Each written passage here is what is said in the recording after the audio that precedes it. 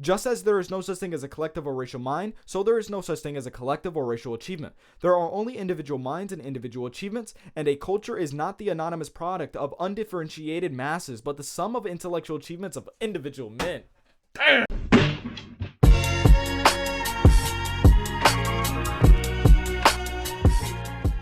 We back at it with another Thomas Sowell video, but this one's going to be on black culture, and interestingly enough, the opening quote, the book where I got that from was Ayn Rand, Return of the Primitive, where she has a chapter in here called Racism, and she touches on the whole entire idea of racism and also culture. And I thought it was going to be an excellent quote to go ahead and give leadway to Dr. Thomas Sowell talking about black culture and black Americans. With that being said, everything you need to know is linked in the description, and let's go ahead and get to it. When I grew up in Harlem in the 40s and 50s, I never heard a gunshot.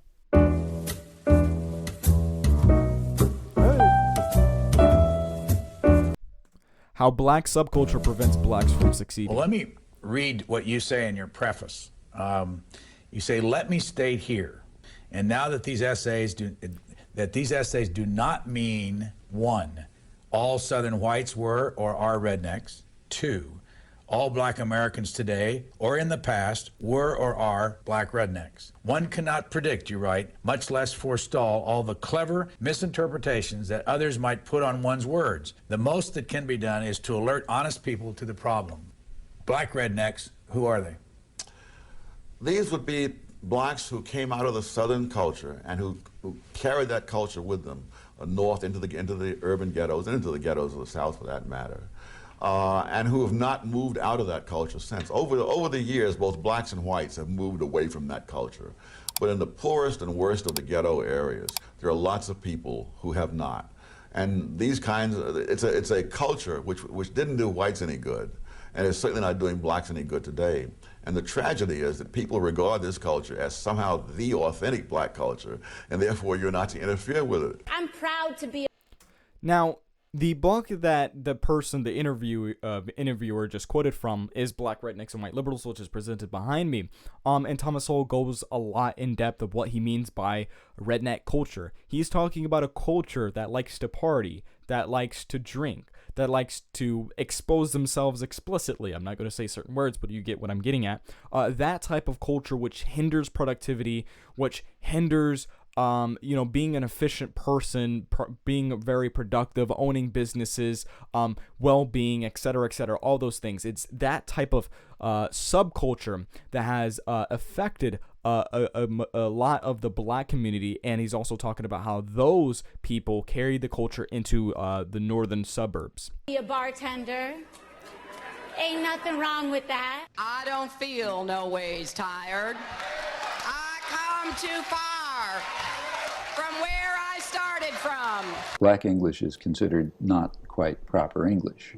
On the other hand, if blacks happen to have all the power and own all the corporations and whites were working for them, it would be the other way around. There was a period, I'm trying to remember now, I believe it was in the mid-70s, when substandard English began to become viewed as a discipline of its own within linguistic studies and so forth. And for all I know, it was all perfectly legitimate that certain speech patterns would be traced back to various regions in Africa and so forth. And this is a language of its own. It has its own validity. But your argument would be, I don't really care what its validity is. It's holding people back. It's preventing them from participating in the wider society. Is that right? Absolutely. And also, none of these things went back to Africa. Oh, is that so? No. You can. Yes, they did not go back to Africa. If you look at the peach, for example, using the word axe for ask and stuff like that, all of that goes back to the South, and it goes back to the parts of Britain from which white Southerners came. So if you trace calling hog entrails chitlins, that was in a certain section of Britain, the section from which whites moved into the South, and they were known as rednecks and crackers in Britain in centuries past, before they ever set. So it seems like what Thomas Sowell is saying here is that, sure, modern day black subcultures has their own type of dialect, the way that they speak. But it seems like there is a lot of studies that's claiming that the way that they speak has come from Africa, and Thomas Sowell is saying, Well, no, right? Even if it was true that they came from Africa, one, it's not valid because it's hindering their ability to integrate with society. But secondly, it's not true that it actually comes from Africa. It's mainly traced towards the South, in which the South was integrated from people from East Britain or East Europe, what I forgot where, but East whatever, in which that type of dialect and that type of language and that type of way of speaking was from these type of people, which were considered crackers and rednecks prior. Very interesting point here. Set foot in the South. So the whole thing is as phony as the $3 bill. In Intellectuals and Race, you cite an observation by the intelligence expert, IQ scientist James Flynn, that just stopped me cold. After the Second World War, you've got large numbers of American troops remaining in Germany. For that matter, there's still several tens of thousands there today. And both black and white American soldiers had children with German women. And Flynn discovered that those children growing up in Germany showed no IQ differences at all. The black kids and the white kids, the same. Professor Flynn concluded that the reason was that the offspring of black soldiers in Germany grew up in a nation with no black subculture, close quote. Which means what? Which means they experienced exactly the same expectations. Is this No, the expectations are external. The culture in which they grew up was not the culture in which black kids grew up in America today. So they had... There's no gangster rap that was pervasively available in Germany.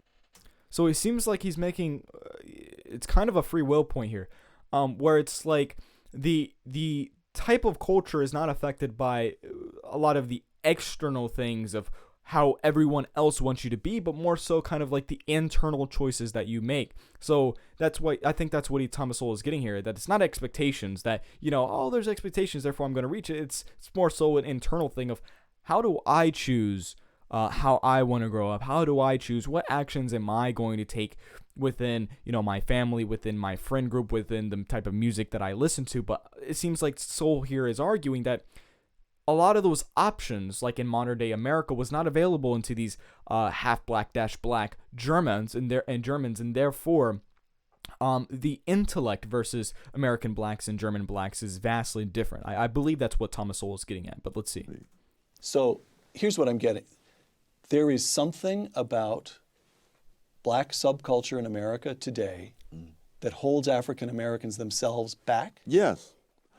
Because that very same subculture held whites in the South back as well. That in the time this mental testing in the First World War turned up, among other things, the fact that I think what's really interesting for argumentative purposes is show how like get white subcultures and pinpoint kind of the principles that these white subcultures held and show how they have a causal relationship of holding them back. And then attack that subculture first and the principles, and then dragging it in more so in the black community instead of saying the black community first. And it's because of the kind of racial tensions that a lot of people have, and they're so quick to call you certain words if but I think that's a really interesting point Sowell made here. Whites from various 4 or 5 southern states scored lower on the mental test than blacks from 4 or 5 northern states. And so it really was a question of the subculture that was there, which was a handicap to both. How this subculture handicapped. I could go on for days about the social degeneration, but let me give you just one quick example. When I grew up in Harlem in the 40s and 50s, I never heard a gunshot. Now, I'm sure someone fired a gun somewhere in Harlem, but it was not such a pervasive thing that you had to hear it. I have relatives in Washington. I asked them the same question. People in my generation. Growing up in Washington, D.C. Yes, and low-income black neighborhoods. Did you ever hear a gunshot when you were growing up? And the answer was no. I have relatives in North Carolina. I asked the same question. No. And now, people in housing projects especially, they put kids, some of them, to bed in bathtubs so that they won't be hit by stray bullets in the night. Now we take it for granted that there's tremendous levels of crime and violence in the black community. That was not always the case. In the 20s, it was very common for white celebrities, including George Gershwin and William Faulkner, to go up to Harlem not only for entertainment places, but to go into private homes of people they knew. And Gershwin played Rhapsody in Blue in this home where Walter White lived. Milton Friedman, when he was a graduate student at Columbia, he and the lady he later married would go dancing at the Savoy Ballroom in Harlem. And he said we had no fear of being mugged or accosted on the street or anything like that. I've heard you say, Tom, when you were a boy growing up in Harlem yourself, your own neighborhood felt totally safe to you. Not totally safe. I wouldn't exaggerate, but there's nothing resembling today. I mean, I did sleep on hot nights. I would sleep out on the fire escape.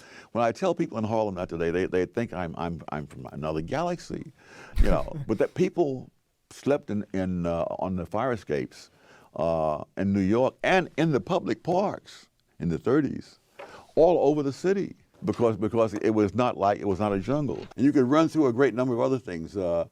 Children raised without two parents present. That was about 22% in 1960. One generation later, it was 67%. And that's, of course, it's very common to hear, but of course that's due to welfare, and the type of policies that the welfare system has.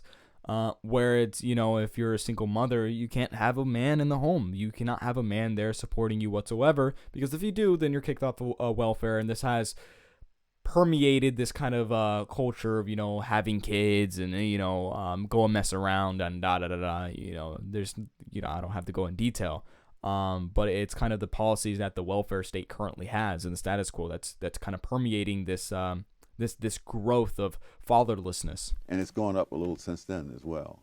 And now the rate among whites is higher than it was among blacks in 1960. Right. Why it's hard for blacks to move out of this culture, one white liberal. I take responsibility. I take responsibility. I take responsibility. Black people are being slaughtered in the streets, killed in their own homes. These are our brothers and sisters. Our friends, our family. We are done watching them die. How do you define a white liberal? Those kinds of people who have the kinds of attitudes that are called liberal in the United States, although the word is misused, those people have created an atmosphere in which these counterproductive cultures are to be celebrated, perpetuated, and the consequences overlooked. It reminds me of I would go a little bit further than Thomas Sowell here. I would say that there's some type of mystical outlook on certain cultures that it's tied to a particular race. I mean, we live in a time where race and ethnicity is such a big thing, and if that's stripped away from you, then there's something bad happened. They want this it has this like intrinsic tie to it. And they believe it's this intrinsic value into ethnicity and race. So, you know, because this culture is kind of largely due to this race or this ethnicity and this one, you know, vice versa. Therefore, you shouldn't. It's valid. It's a valid type of culture. You shouldn't want to change it. We should have multiculturalism where everyone has their own culture and they value what they want, instead of trying to push for a universal productive culture that's based on objective values, that's based on the objective good, rather than their own subjective things that they value in their own culture. I'm not a big fan of multiculturalism, having multiple cultures for the sake of having multiple cultures. There's no reason to it. It's not pointing to anything that's actually good. You're just saying it's good because it's different. No, let's not promote bad cultures. Let's try to get everyone together towards some type of universal culture that likes to reason, that likes to think, that likes to be educated, that likes to read books or something like that. Let's center a culture around reason, right? That one fundamental thing around reason. That's all. That's the main culture that I would ever want, is reason. Was seen in the Blue Max, where this general is encouraging this daredevil pilot to do all kinds of wild stunts, you see, knowing that the guy's going to kill himself if he keeps doing this, and therefore the general will be rid of a political problem. Now, I don't think that the white liberals are doing this deliberately, but I think the net results are the same. They are cheering blacks on and doing things that are absolutely self-destructive.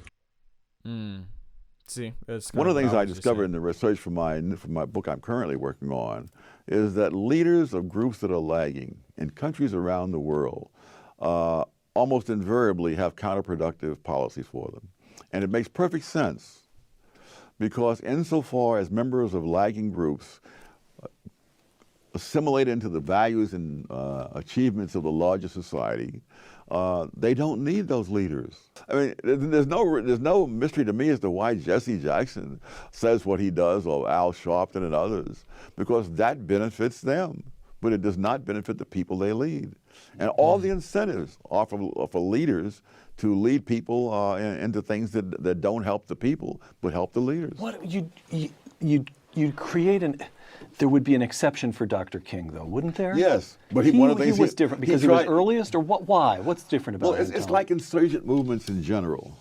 When an insurgency starts off, by definition, it has an uphill battle. Now, and you can look at the history of Christianity, for heaven's sake. If you're going to be a Christian in the Roman Empire, you know, before in the first century, you had a lot of grief to go through.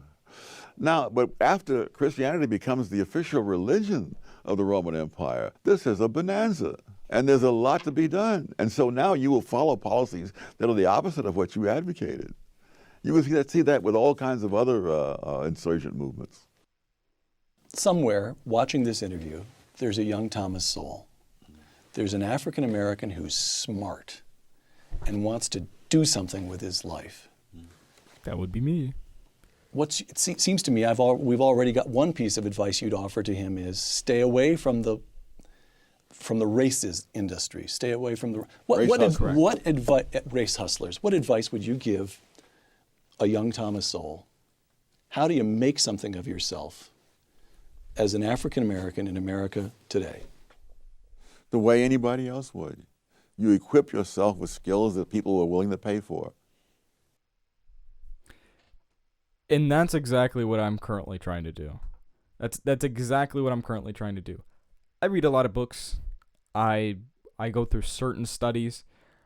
I try to integrate philosophy, a little bit of economics, a little bit into history and everything. I try to do everything that I can to make sure that I am great one day, that I have something intellectually. This is kind of the career path that I want to go into. I want to be researching something, writing books and owning a website or something like that, where I'm doing something intellectually, or doing something intellectual. And I think Thomas Sowell is speaking to me, not directly to me. Of course, he doesn't know I exist, but he's directing his message towards people like me, and I appreciate that. And I'm still working on it. I still got a lot to read here. But with that being said, I hope you guys enjoyed the video, and yeah, peace.